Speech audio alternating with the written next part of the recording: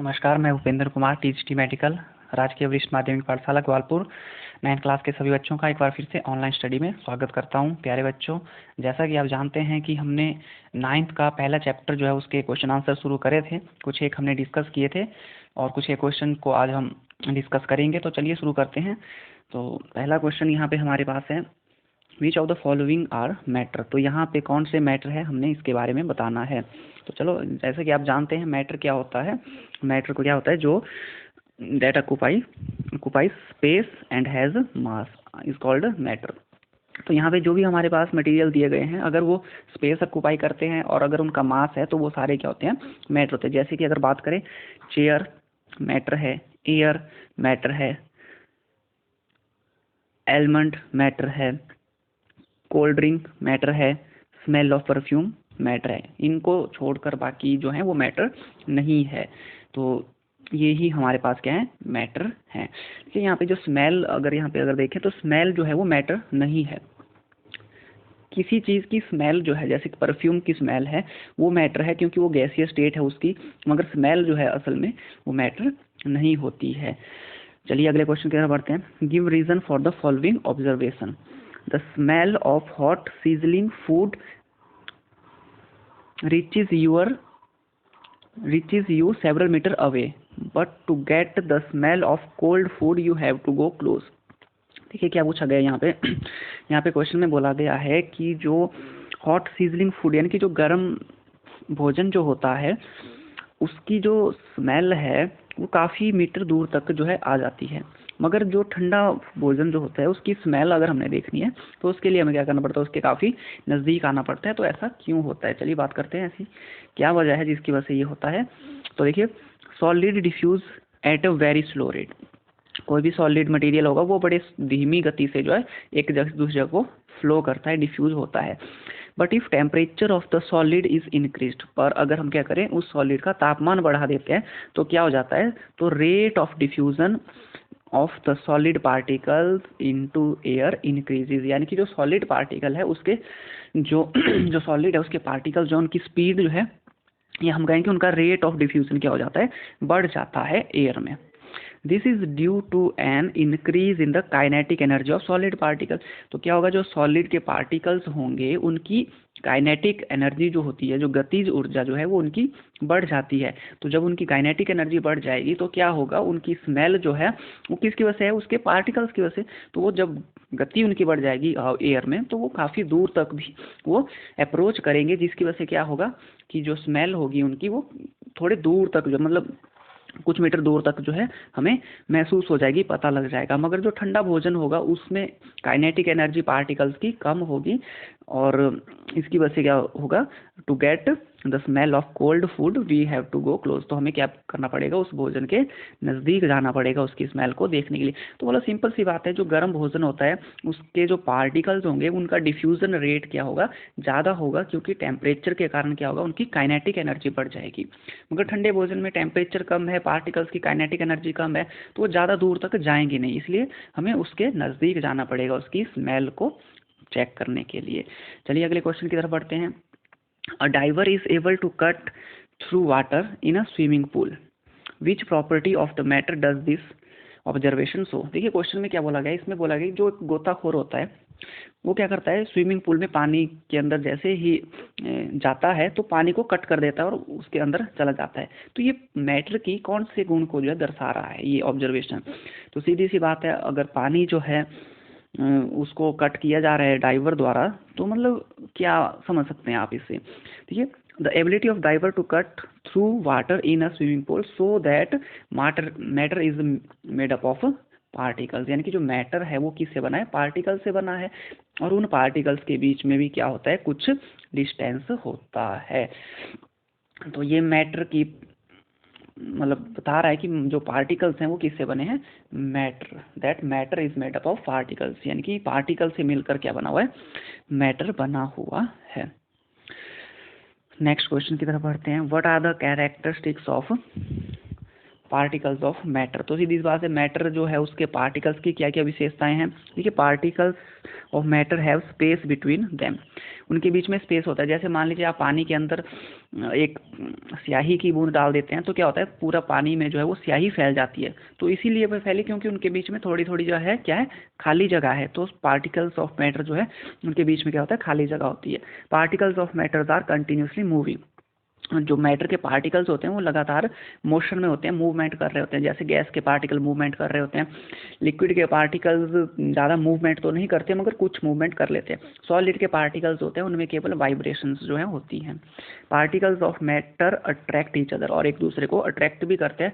तभी तो हम कहते हैं कि जो पार्टिकल्स ऑफ मैटर होते हैं, जैसे सॉलिड है तो उनका क्या होता है, डेफिनेट वॉल्यूम होता है। लिक्विड होते हैं तो उनका क्या होता है, डेफिनेट वॉल्यूम होता है। गैसेस के पार्टिकल्स एक दूसरे को अट्रैक्ट नहीं करते हैं, वो रैंडमली मूव करते हैं, मगर मोस्टली पार्टिकल्स क्या करते हैं, एक दूसरे को अट्रैक्ट करते ही हैं। नेक्स्ट क्वेश्चन की बात करें, the given the mass per unit volume of a substance is called density. आप जानते हैं कि डेंसिटी क्या होता है, mass per unit volume, mass upon volume. Arrange the following in order of increasing density.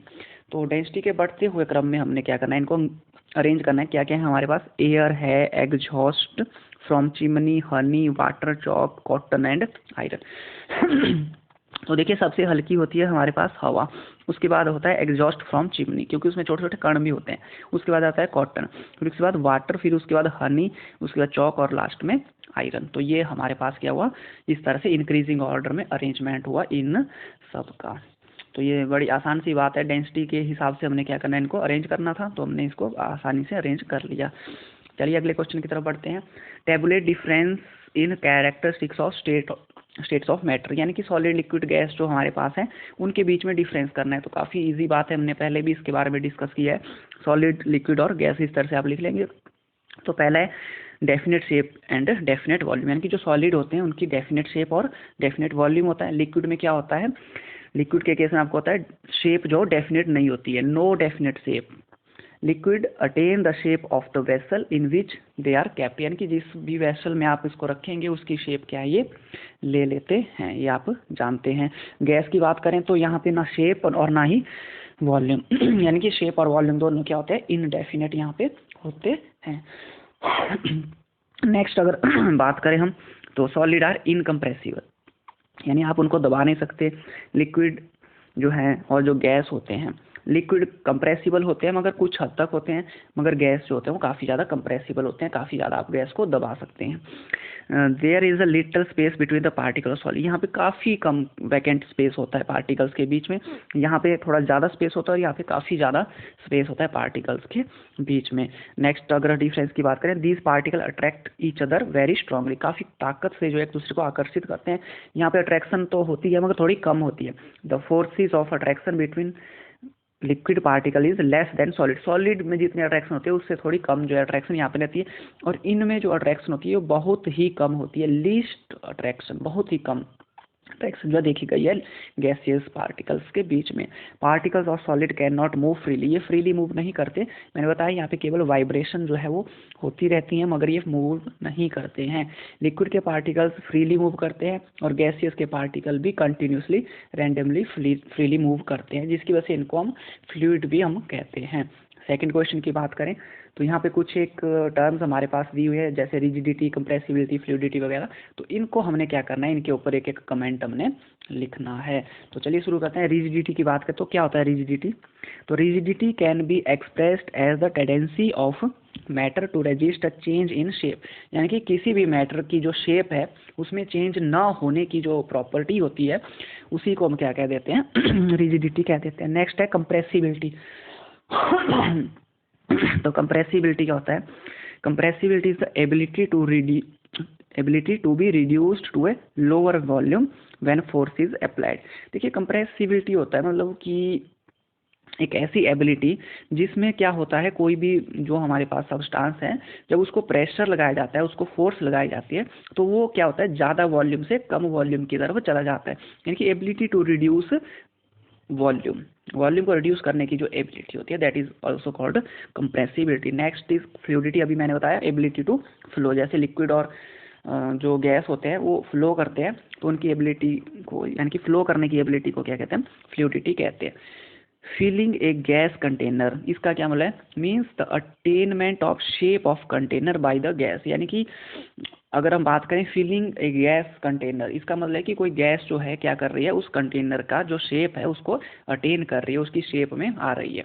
और शेप क्या होता है, शेप का मतलब होता है shape define a definite boundary. इनकी शेप से पता लगता है कि इसकी जो बाउंड्रीज हैं वो यहाँ तक है, एक डेफिनेट बाउंड्रीज की बात यहाँ पे होती है। काइनेटिक एनर्जी की बात करें तो पता है काइनेटिक एनर्जी क्या होती है, जब कोई पार्टिकल मोशन में होता है तो उसमें जो एनर्जी है उसको क्या कहते हैं, काइनेटिक एनर्जी, यानी कि energy possessed by a particle due to its motion. और डेंसिटी की अभी बात की हमने, डेंसिटी क्या होता है, मास पर यूनिट वॉल्यूम, यानी कि गिवन वॉल्यूम में कितना जो है मैटर का मास जो है आ रहा है, दैट इज कॉल्ड डेंसिटी। चलिए अगले क्वेश्चन की तरफ बढ़ते हैं।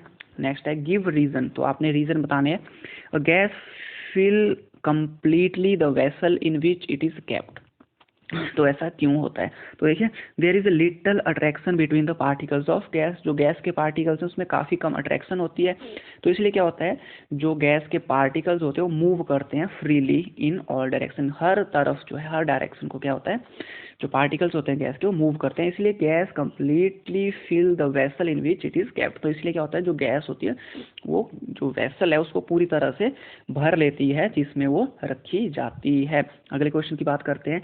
Gas exert pressure on the wall of container, तो जो गैस होती है वो कंटेनर जिसमें वो रखी है उसकी जो दीवारें होती है वहाँ पे दबाव लगाती है, प्रेशर लगाती है।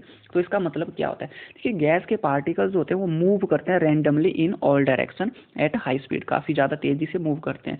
एज ए रिजल्ट तो क्या होता है, उसकी वजह से क्या होता है, जो पार्टिकल्स होते हैं जब मूव करेंगे तो heat each other and also heat the wall of the container with a force. तो जब मूव कर रहे हैं रैंडमली इधर उधर को तो क्या होगा, आपस में भी टकराएंगे और जो वॉल है जो जिसमें वो रखे हैं उसकी दीवारों के साथ भी टकराएंगे, और टकराने की वजह से क्या होगा, वो एक्सर्ट करेंगे pressure on the wall of container, उस कंटेनर की वॉल पे क्या करते हैं, दबाव लगाते हैं, प्रेशर एक्सर्ट करते हैं। ए wooden table should be called a solid, यानी कि जो लकड़ी का जो टेबल है उसको सॉलिड क्यों कहते हैं हम, तो सीधी सी बात है क्यों, क्योंकि जो वुडन टेबल है उसकी डेफिनेट शेप होती है और वॉल्यूम होता है, और ये क्या होता है, काफ़ी ज़्यादा रिजिड होता है और आप इसको फोर्स लगाने पर कंप्रेस भी नहीं कर सकते, आप इसको दबा भी नहीं सकते। और ये जो कैरेक्टरिस्टिक्स होते हैं ये किसके होते हैं, एक सॉलिड के होते हैं, इसीलिए wooden table should be called a solid, यानी कि लकड़ी के टेबल जो है उसको क्या कहना चाहिए, हमें सॉलिड कहना चाहिए, ठोस कहना चाहिए। अगले क्वेश्चन की बात करते हैं। We can easily move our hand in air but to do the same in a solid block of wood we need a karate expert, यानी कि अगर हम हवा में जैसे हम हवा में अपना हाथ आसानी से इधर उधर को मूव कर लेते हैं, मगर एक लकड़ी का लट्ठा जो है हमारे पास है, तो अगर वहाँ पे मूव करना है हमने तो हमें एक कराटे एक्सपर्ट जो उसकी ज़रूरत पड़ती है। तो ऐसा क्यों है, तो देखिए क्या बात है, पार्टिकल्स जो होते हैं एयर में उनके बीच में क्या होता है, लार्ज स्पेस, काफ़ी ज़्यादा खुली जगह होती है उनके बीच में, तो जिसकी वजह से क्या है, हम अपना हाथ जो आसानी से मूव कर सकते हैं, खाली जगह है, पार्टिकल्स इधर उधर को मूव कर जाएंगे जब हम हाथ मूव करेंगे। मगर वुडन टेबल जो होता है आपको पता है वो सॉलिड है, और सॉलिड में क्या होता है, little space between the particles, यानी कि पार्टिकल्स के बीच में क्या होता है, कम स्पेस होता है, तो इसीलिए जो पार्टिकल्स होंगे वुड के उसके बीच में क्या है, कम स्पेस है। और ये दूसरा हमने ये भी जाना है कि ये क्या होता है, रिजिड होता है, यानी कि कठोर होता है। तो यही रीज़न है कि हम जो है for this reason we can easily move our hand in air but to do same through a solid block of wood we need karate expert. तो हवा में तो हम अपना हाथ आसानी से मूव कर लेंगे क्योंकि वहाँ पे पार्टिकल्स दूर दूर होते हैं, मगर सॉलिड जो है, जो वुड है वो सॉलिड है, सॉलिड का एक एग्जांपल है, तो वहाँ पे क्या होता है, पार्टिकल नज़दीक होते हैं, तो इसलिए अगर हमें वहाँ पे अपना हाथ मूव करना है तो हमें फिर कराटे एक्सपर्ट बनना पड़ेगा उसके लिए, या कराटे एक्सपर्ट जो उसको बुलाना पड़ेगा। चलिए अगले क्वेश्चन की तरफ बढ़ते हैं।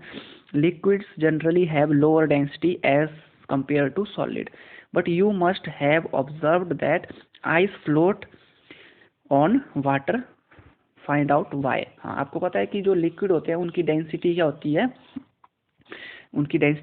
कम होती है सॉलिड से, मगर जो आइस होता है वो तो एक सॉलिड का एग्जांपल है, आपने पढ़ा है पहले भी, मगर वो पानी के ऊपर तैरता है, तो तैरेगा तो तभी अगर वो हल्का होगा, तो ये क्या बात है, तो चलिए बात क्या है जानते हैं इसको। Mass per unit volume of a substance is called density. थोड़ी देर पहले भी बात हुई है हमारी, तो क्या बात है यहाँ पे देखते हैं को as the volume of a substance increase its density decrease. जैसे जैसे किसी सब्सटेंस का, किसी भी पदार्थ का या कोई भी हमारे पास सामग्री है, उसका जैसे जैसे आयतन बढ़ता है, उसका वॉल्यूम जैसे जैसे बढ़ता है, तो उसकी डेंसिटी क्या होती है, कम होती है। आप इस रिलेशन से इसको समझते हैं, एम इक्वल टू, सॉरी यहाँ पे इस तरह से density D equal to M upon we.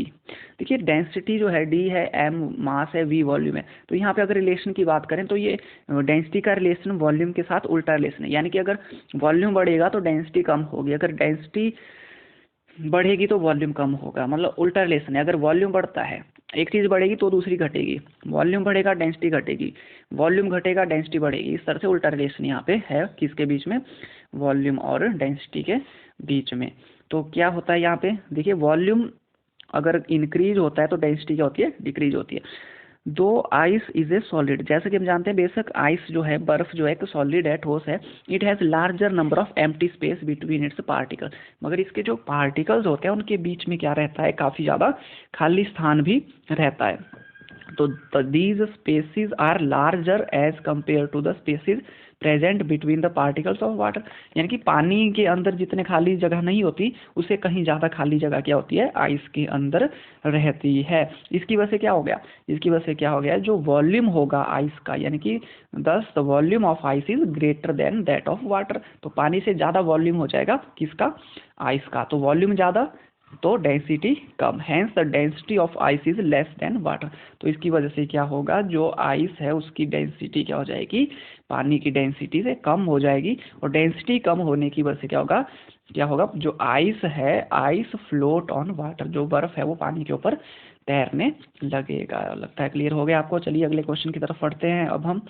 तो नेक्स्ट जो हमारे पास क्वेश्चन है, देखिए, why does a desert cooler cool better on a hot dry day, यानी कि एक गर्म शुष्क दिन में जो है, जो कूलर जो होता है वो ज़्यादा बढ़िया तरीके से ठंडक पहुंचाता है, ऐसा क्यों है। तो देखते हैं, when a liquid evaporate the particles of liquid absorb energy from the surrounding to compensate the loss of energy during evaporation, this makes the surrounding cool. देखिए क्या बोला गया है यहाँ पे, जल्दी से जानते हैं इसको। देखिए व्हेन ए लिक्विड इवेपोरेट, जब भी किसी भी लिक्विड का इवेपोरेशन होगा, यानी कि उसका वाष्पन होगा, तो क्या होगा, the particles of liquid absorb energy from the surrounding to compensate the loss of energy during evaporation. तो इवेपोरेशन के कोई भी लिक्विड है, अगर उसने लिक्विड से वेपर में जाना तो उसको एनर्जी तो चाहिए तभी वो वेपर में जाएगा, तो इसीलिए क्या होगा, वो एनर्जी को क्या करेगा, एब्जॉर्ब करेगा। मगर वो जो एनर्जी जो एब्जॉर्ब करेगा, यानी कि जो एनर्जी का लॉस उसमें होगा, तो उसको कंपनसेट करने के लिए क्या करेगा, वो जो सराउंडिंग है वहाँ से क्या करेगा, वो एनर्जी लेगा। देखिए, particles of liquid absorb energy from the surrounding, surrounding से लेगा to compensate the loss of energy during evaporation, evaporation के समय जो एनर्जी की कमी उसमें आएगी, उसको उस कमी को पूरा करने के लिए। तो इसकी वजह से क्या होगा, सराउंडिंग क्या होगी, कूल होगी। और एक नॉर्मल सी बात है, इवेपोरेशन कॉज कूलिंग, जो जब भी इवेपोरेशन होती है तो कूलिंग फिनोमिनन वहाँ पे होता है। और क्यों होता है, क्योंकि इवेपोरेशन जब होगी तो क्या होगा, जो पार्टिकल्स होंगे लिक्विड को क्या करेंगे, एनर्जी को एब्जॉर्ब करेंगे, पर कहाँ से करेंगे, सराउंडिंग से करेंगे। तो सराउंडिंग से ही वो क्या करेंगे, एनर्जी को लेंगे। तो इसकी वजह से क्या होगा, जब सराउंडिंग की एनर्जी कम हो गई तो वहाँ पे क्या होगा, एनर्जी कम हो गई, यानी कि वहाँ का टेम्परेचर कम हो गया, यानी कि वहाँ पे क्या हो गई, कूलिंग हो गई। तो डेजर्ट कूलर की बात अब हम कर लेते हैं। In a desert cooler the water inside it is made to evaporate, तो उसमें क्या किया जाता है, जो उसके अंदर पानी है उसको क्या किया जाता है, इवेपोरेट किया जाता है, जिसकी वजह से क्या होगा, this leads to absorption of energy from the surrounding. तो उसकी वजह से क्या होगा, वो क्या करेगा, सराउंडिंग से क्या करेगा, एनर्जी एब्जॉर्ब करेगा। जब सराउंडिंग से एनर्जी एब्जॉर्ब करेगा तो thereby cooling the surrounding, तो सराउंडिंग को क्या कर देगा, वो ठंडा कर देगा। Again we know that evaporation depends on the amount of water vapour present in air, और हम ये भी जानते हैं कि जो इवेपोरेशन होती है, यानी कि इवेपोरेशन का जो रेट है वो कितना होगा, कम होगी, ज़्यादा होगी, वो डिपेंड करता है कि जो हमारे जो सराउंडिंग है यानी कि जो एयर है उसमें वाटर वेपर कितने प्रेजेंट है, यानी कि वहाँ पे कितनी ह्यूमिडिटी है। अगर वहाँ पे वाटर वेपर जो है क्या है, कम है, if the amount of water vapour present in air is less, अगर लेस है तो क्या होगा, देन इवेपोरेशन इज मोर, तो वहाँ पे क्या होगा, इवेपोरेशन क्या होगी, ज़्यादा होगी। क्योंकि पता है आपको, अगर वाटर वेपर हमारी एयर में कम है तो क्या होगा, कम वेपर है तो बाहर को, यानी कि वेपोरेशन का रेट ज़्यादा हो जाएगा। कम वेपर है तो ज़्यादा बनने की कोशिश वहाँ पे होगी, वेपोरेशन का रेट ज़्यादा हो जाएगा। On a hot dry day, जब एक गर्म शुष्क दिन होता है तो उस दिन क्या होता है, उस दिन सीधी सी बात है जो वाटर वेपर होते हैं एयर में वो कम होते हैं, क्योंकि ड्राई डे है तो शुष्क दिन है तो वहाँ पे ह्यूमिडिटी कम ही होगी। Thus water present inside the desert cooler evaporate more, तो जो कूलर के अंदर जो वाटर होगा उसके इवेपोरेशन बाहर को ज़्यादा हो जाएगी। जब आप इवेपोरेशन ज़्यादा हो जाएगी तो सराउंडिंग से क्या होगा, फिर एनर्जी का एब्जॉर्प्शन होगा और सराउंडिंग क्या हो जाएगी, कूल हो जाएगी। तो that is why a desert cooler cool better on a hot dry day, तो इस तरह से ये करता है कूलिंग ज़्यादा। चलिए नेक्स्ट क्वेश्चन की बात करते हैं। Why does water kept in an earthen pot, यानी कि जो घड़ा होता है, मटका जो होता है, अगर उसमें हम जो है गर्मियों के दिनों में पानी रखते हैं तो वो ठंडा हो जाता है, क्या इसका कारण है, तो देखिए क्या होता है। व्हेन लिक्विड इवेपोरेट, ये हमने पहले भी बात कर ली है, when liquid evaporate the particles of liquid absorb energy from the container to compensate the loss of energy during evaporation. अब यानी कि जो कंटेनर, जो मटका है हमारे पास, जब उसमें लिक्विड रखा हुआ है, अगर उसका इवेपोरेशन होता है तो वो क्या करेगा, वो क्या करेगा, जो लॉस होगा एनर्जी का इवेपोरेशन के दौरान, तो वो क्या करेगा, वहाँ से एनर्जी को क्या करेगा, एब्जॉर्ब करेगा। The particle liquid absorb energy from the container, जैसे मटका रखा है उससे एनर्जी एब्जॉर्ब करने लगेगा, तो उसकी वजह से क्या होगा, उसकी वजह से मटका क्या हो जाएगा, वो ठंडा हो जाएगा। This makes the remaining water cool. देखो, there are some pores present in an earthen pot through which the liquid inside the pot evaporate. देखिए, जो हमारे पास जो मिट्टी का घड़ा जो होता है उसके अंदर क्या होता है, छोटे छोटे छिद्र होते हैं, और छोटे छोटे छिद्रों में क्या होता है, वो पानी भर जाता है, फिर उस पानी का उन छिद्रों में से क्या होने लग जाता है, वाष्पन होने लग जाता है, इवेपोरेशन होने लग जाता है। This evaporation makes the water inside the pot cool, तो इसकी वजह से क्या होता है, जो घड़े के अंदर जो पानी होता है वो ठंडा हो जाता है। तो इसी वजह से in this way water kept in an earthen pot become cool during summer. तो देखिए, सीधी सी बात है, आप जानते हैं जब भी इवेपोरेशन होगी किसी लिक्विड की तो वो एनर्जी एब्जॉर्ब करता है सराउंडिंग से। अब हमारे पास जो मटका है, यहाँ पे जो अर्थन पॉट है उसमें पानी भरा हुआ है, जब उस पानी का इवेपोरेशन धीरे धीरे होने लगेगा तो वो एनर्जी कहाँ से लेगा, वही मटके से ही एनर्जी लेगा। तो जो इवेपोरेशन हो जाएगा पानी का, वो इवेपोरेट होके निकल जाएगा, और बाकी जो पानी बचेगा वहाँ से एनर्जी एब्जॉर्ब हुई होगी, जिसकी वजह से क्या होगा, वो रिमेनिंग वाटर क्या हो जाएगा, वो ठंडा हो जाएगा। नेक्स्ट क्वेश्चन की बात करते हैं। Why does our palm feel cold when we put some acetone और पेट्रोल और परफ्यूम ऑन इट। देखिए, जब भी आप अपनी हथेली पर एसीटोन हो गया या उसमें पेट्रोल हो गया या कोई परफ्यूम हो गया, जब आप उसको रखते हैं तो आप देखना कि आपकी जो हथेली है उसको ठंडक महसूस होगी। तो ऐसा क्यों होता है, देखिए सारा कारण है इवेपोरेशन का। जो एसीटोन है, पेट्रोल है या परफ्यूम है, इसके जो पार्टिकल्स होते हैं ये इवेपोरेशन करते हैं, इवेपोरेट होते हैं, कि इवेपोरेट होते हैं मतलब वोलेटाइल होते हैं। वैसे ये वेपरिन, ये लिक्विड वैसे वोलेटाइल लिक्विड में आते हैं। ये हमारे पास एसीटोन है, पेट्रोल है, चाहे परफ्यूम है। तो क्या होगा, जब भी पुट करेंगे हम, यानी कि when we put some acetone, petrol और perfume on our palm, it evaporate, तो ये क्या हो जाएंगे, इवेपोरेट हो जाएंगे, इनका क्या हो जाएगा, वाष्पन हो जाएगा। और ड्यूरिंग इवेपोरेशन, आपको पता है जब इवेपोरेशन होती है तो क्या होता है, during evaporation particles of liquid absorb energy from the surrounding और the surface of the palm to compensate the loss of energy. तो वेपोरेशन के वक्त जो है, जो एनर्जी जो एब्जॉर्ब करेंगे पार्टिकल्स, तो उसको कंपनसेट कैसे करना है, यानी कि उसको कंपनसेट करने के लिए क्या करेगा, पार्टिकल जो है या तो हमारी हथेली से या सराउंडिंग से क्या करेंगे, एनर्जी को एब्जॉर्ब करना शुरू कर देंगे। और उसकी वजह से क्या होगा, जैसे हमारी हथेली है वहाँ से एनर्जी एब्जॉर्ब हुई, तो एनर्जी का लॉस हुआ है हमारी हथेली से, तो हमारी हथेली को क्या होगा, ठंडक महसूस होगी। इसी वजह से hence our palm feel cold when we put some acetone और पेट्रोल और परफ्यूम ऑन इट। चलिए नेक्स्ट क्वेश्चन की तरफ बढ़ते हैं। Why we are able to sip hot tea और milk faster than a saucer than a cup, from a saucer than a cup, यानी कि हमारे पास एक कटोरी दी गई है और एक कप दिया गया है।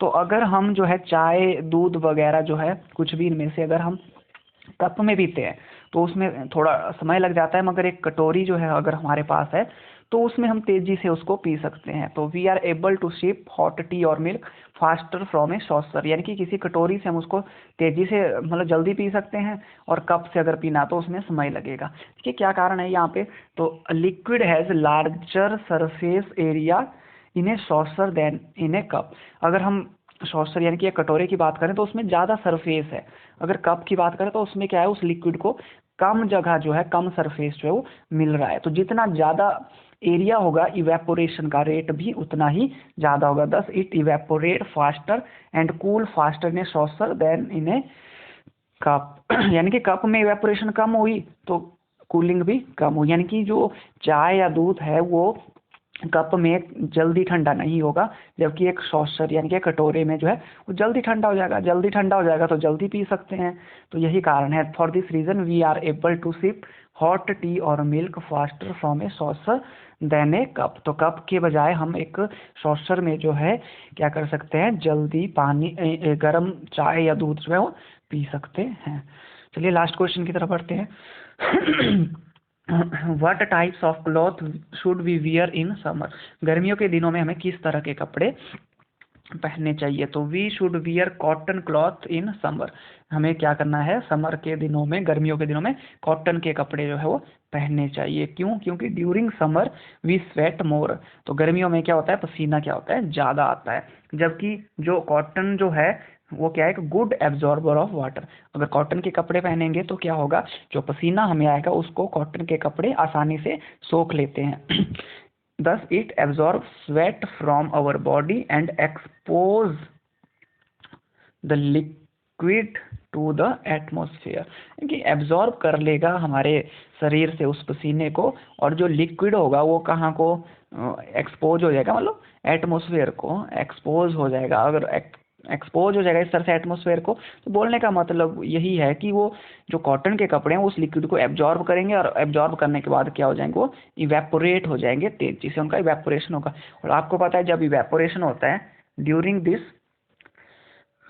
This evaporation particles on the surface of liquid gain energy from our body surface making the body cool.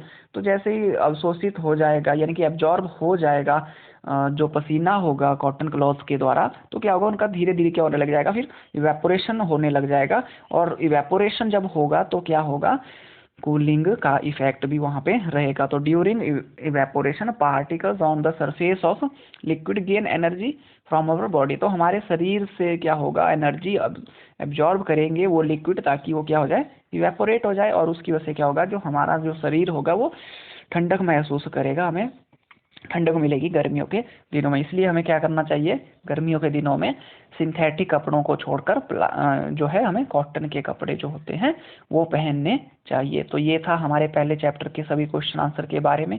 Next time से हम फिर आपका सेकंड चैप्टर जो है वो शुरू करेंगे। आप अपनी कॉपी में नोट डाउन तब तक इनको कर लीजिए। Thank you.